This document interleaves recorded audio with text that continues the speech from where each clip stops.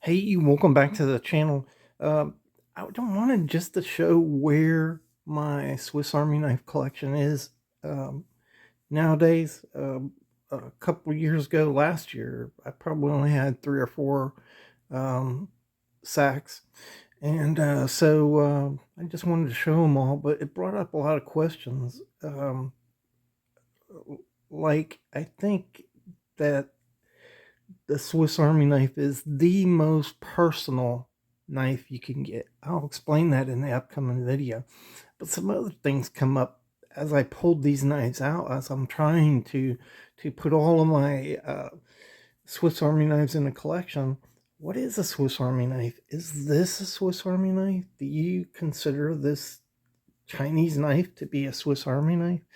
And what are these knives that don't even come from uh, Switzerland, a Swiss Army knife? And what's the difference between this knife and this knife, which is basically the same knife? They're both the same on top. This only adds a couple utility implements on the bottom. So why are they different, or are they different? And so a lot of different questions came up as I was working.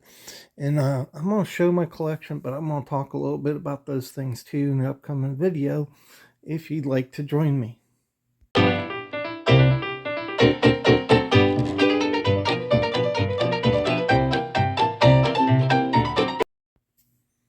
Hey, welcome back to the Fortified Castle. Hi, all my viewers. So, yeah, my Swiss Army knife collection is growing slowly but surely. Some of these I've had for a long time, like this came in a lot that I got. But most of them I've bought new just because I wanted to start building a Sak collection.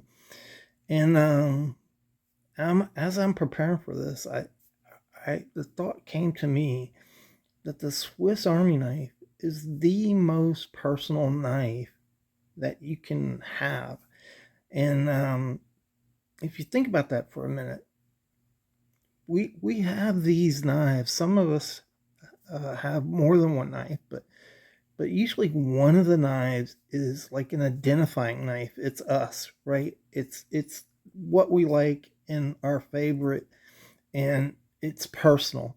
And so knives can be a very personal thing. And what I mean about that, so like this is my favorite. This is a Huntsman, and this is one of the first Swiss Army knives I bought back in the 80s or 90s, and I've maintained, and I bought other ones like this to put into kits, and it's because it has the saw blade on it.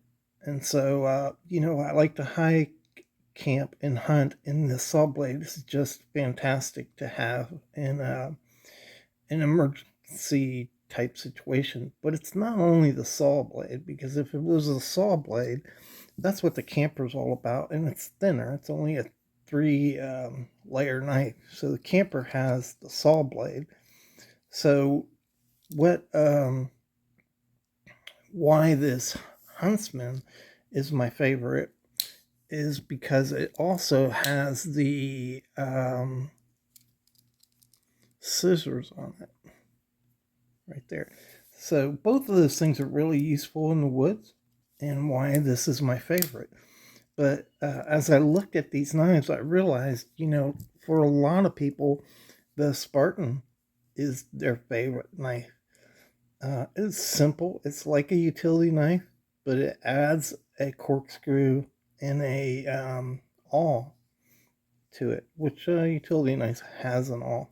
So you might say it adds a penknife to it. But it also has some implements on the side, which almost every sack has, which is the pick and the tweezers, which are really helpful. If you get a splinter in your hand, or you need to get something out of your eye, something like that in the woods, these are really, really helpful. And the point is, we're all like that. What's your favorite sack? If you think about it, It's because of one of these blades on it. You may not even like a Swiss Army knife, but you may have one of these, a little SD classic on your key ring because you don't like big knives. You don't want to carry a big knife around. This is all you need right here. It has a little hygiene blade on it, it has a pair of scissors, and it has a little tiny knife on it. And so that's all you need, and that's what you carry. Maybe, it just also has some attractive features to it that you like. And so that's why the Swiss Army knife from Victorinox is the most personal knife I think you can get, because they hit it, man. So they design these knives to be that way, to appeal to anybody, whether it's a champ with 6 layers, or a 5 layer, or a 4 layer, or even they have single layer knives. This is the PAL, and it's just a regular knife. It's a regular um, pen knife. Has 2 blades, really simple.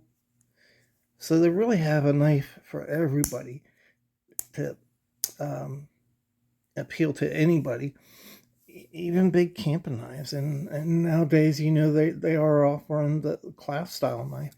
So that's why I think it's the most personal knife that you can own. And what do you think? Do you think that's true? So I don't know about you, but um, I have always thought of these knives as a utility knife. And, I grew up with this, which is defined as a utility knife. It's a 4 blade knife. Utility knives are very specific. It has a spear blade, it has a can opener, and it has a cap lifter, and it has a awl. And that's the knife I grew up with, and I really like these knives because of how rugged they are and durable. And they just, they're utility knives because they're a great knife to have, out on the road or in the woods. And what's the difference between this and this? You know, and so that's why I've always called these Saks utility knives. So, uh, what a what a Sak is really a multi-blade knife. Okay, yeah, a multi-blade knife has more than 3 blades, 3 or more blades, and at least one of those blades is a special purpose blade, like a spay blade, or an special implement like a corkscrew. And so they are a multi-blade knife. So the utility knife is a multi-blade knife, and the Sak is a multi-blade knife. So they all fit into that family. But there's so much more because it's also a sportsman's knife. So sportsman's knives are knives that have multiple blades that don't fit into a specific name, like a horseman's knife or a carriage knife. So these are further classified as a sportsman's knife, and they're really much more than that. And you can see here that Levin has the Swiss champion in there as a sportsman's knife. But that's not the only place a Sak shows up in Levin's, and so it fills a lot of different things. Under the utility and scout knife section, what do you see here? Whoa! Now that's a Daniel Perez, but that's a Spartan. That's a Spartan knife. So it is actually it can be a utility knife too, at least. And then when you look at this, these are lobsters. A lobster has it has the back spring down the middle, or at least split, so that the blades can open on each end. So a Swiss Army knife is also a lobster. it fits another category. I really don't know too many knives that cross multiple categories like that. And like I showed you before, they have single blade versions that are just like any other knife. Like this is just a regular jack, and it's a horticulture knife. So this is a little pruner for florists. This is a florist knife right here. So these sacks just cross the gamut of different categories of knives. It also falls into that category of military knife. So the very first Victorinox was a soldier's knife. This is a Swiss soldier's knife, and very much like our military knives that had four blades, it had a main blade, a cap lifter, which this was not the cap lifter, it was a screwdriver used to take down uh, a rifle, and it had the can opener. So it was the very first one was an army knife, and today, the Swiss use a model similar to this, which is it has the cap lifter, of course, and a can opener. It has a saw in it, which I really like. I'm a big saw fan.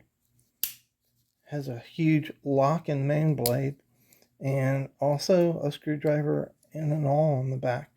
So it's all these things at once. And that leads to the next question. What exactly is a sack? We call these things sack, but is this a sack? It looks radically different. This is actually a Swiss made knife, and it is a modernized Spartan, basically, with a cap lifter, all the normal blades of a Swiss Army knife. The main blade locks, which is nice. It's a new version, very comfortable and ergonomic, and also that stupid corkscrew on the back. But here is a Chinese model, and it looks like a sack. Do you call this a sack? It's not Swiss. How can you call it a sack? And like one of the first versions I showed you was a German version. And this is a German knife. It's an otter, made in the 60s, 50s, or 60s. See that right there? Really fine version of the Spartan. And, do you call this a sack? I think most of us would. And that's really why I call them all utility knives. To me, that's what they are. They're useful for different tasks, and so they provide a lot of utility. And it just, to me, it's less confusing, because do you really call German knife a sack? Because it's not a sack. It's really a GAC, German Army knife, right? And here's a British one. What do you call that? A back? A British Army knife? BAK? Or did you just call it a sack? I think most of us just call them sacks. Here's one of these Spanish ones. This is made in Spain. It's a lot bigger. It's kind of like the size of the old Swiss Army knife. It's actually bigger, I think. So this was 100 millimeters. I haven't measured this, but it's probably 111 millimeter, this knife here. Again, has a lock and blade. It's a newer version of them. So, I just have all these different versions of this. Some of them, like I said, these just came in a lot. They were just extra knives, and I kept them just as examples of multi-blades that are different from, what we know. The old Swiss Army knife. This is a fisherman. That's why you have a fish on it. And its special implement is the hook degorger slash scaler slash scale on it. That's what's different about the fish knife. So they're all different. But I don't know. What do you think? At first glance, I mean, it's just a Swiss Army knife. But as you get into it, there's a whole lot more to these knives, and they're kind of confusing. They're just multi-blade knives, is what they are. And I consider them utility knives. What do you guys think? What do you call your Sak? And what do you think about them being the most personal knife out there? All of our knives that we think are the most personal knives are for a very specific reason. It has a blade that we like. It has a handle that we like. It has an ergonomic design, or it has a purpose that we like. And so knives can be very, very personal. I think these are the most personal because they appeal to everybody. They have so many different varieties. I hope you enjoyed the video. Thanks for dropping by, checking in. I hope you have a great weekend. It's been raining here off and on, but you know, it's also been sunny. So, and for your fathers out there, I hope you have a happy Father's Day. We'll see you in the next video.